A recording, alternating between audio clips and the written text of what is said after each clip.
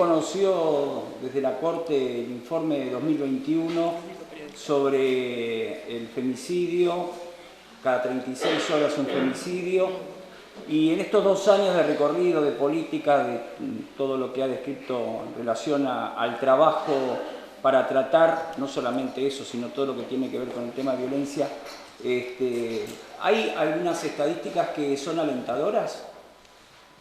Bueno, muchas gracias por tu pregunta, porque además estás actualizado con este tema. Sí, justamente ayer se conoció, la Corte Suprema de Justicia de la Nación es la responsable de hacer el registro oficial respecto a la violencia más extrema, como es el femicidio por razones de género.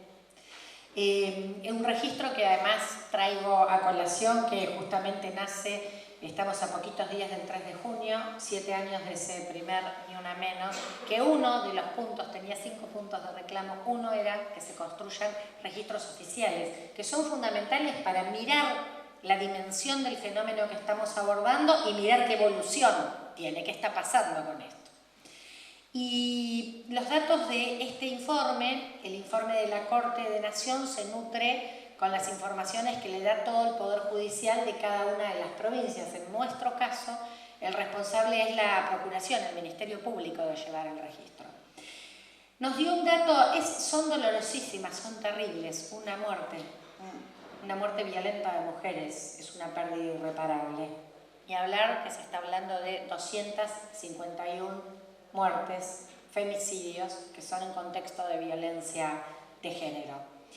Pero algo que podemos contar como un dato que es alentador, que hay que mirarlo de un modo de un modo de compromiso esperanzado, es que se redujo respecto a la tendencia que tuvo durante algunos periodos de crecimiento o de una cifra estancada, bastante estable y estancada. Sin embargo, hubo una reducción, hubo alrededor de un 15%, yo no sé en porcentajes exactamente, pero creo que cerca de un 14, un 15% menos de femicidios, cerca de 20 femicidios menos que en el 2020.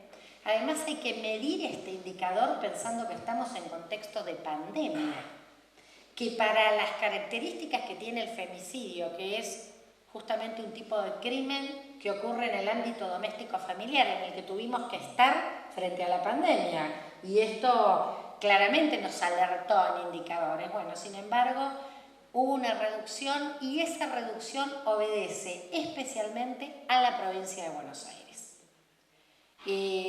Porque es donde más se han reducido la cantidad de femicidios, que digo, nada que plantear más que tenemos que seguir trabajando denodadamente y sin descanso en torno a cómo se previene, se atiende, se asiste, se acompaña, se trabaja en el proceso de la salida de la violencia, se trabaja con los agresores, se construyen dispositivos.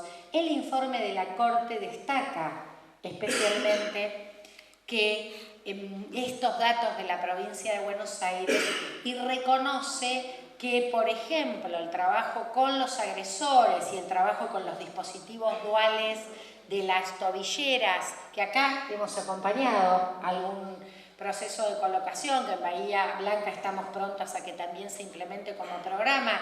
Cuando llegamos había 50 colocadas, en algún momento hubo más de 500, porque atiende en los casos de altísimo riesgo, en esos casos que hay mucho riesgo de vida. O sea que ahí, yo hoy mencionaba casos críticos y alto riesgo, atendió más de 5.300 casos en la provincia el año pasado.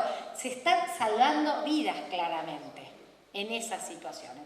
Así que decir que este informe que acaba de conocerse, bueno, nos plantea que tenemos que seguir sin descanso trabajando para que cada vez haya más inversión pública, más recursos, más políticas públicas y más mirada integral.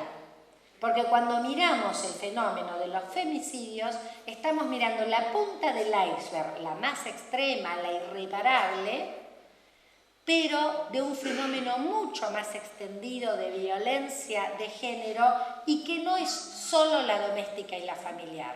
Hay otra cantidad de violencias naturalizadas y sostenidas en la sociedad que también son condiciones de posibilidad de esa más extrema. Así que también estamos trabajando para que ese abordaje sea realmente integral. Gracias.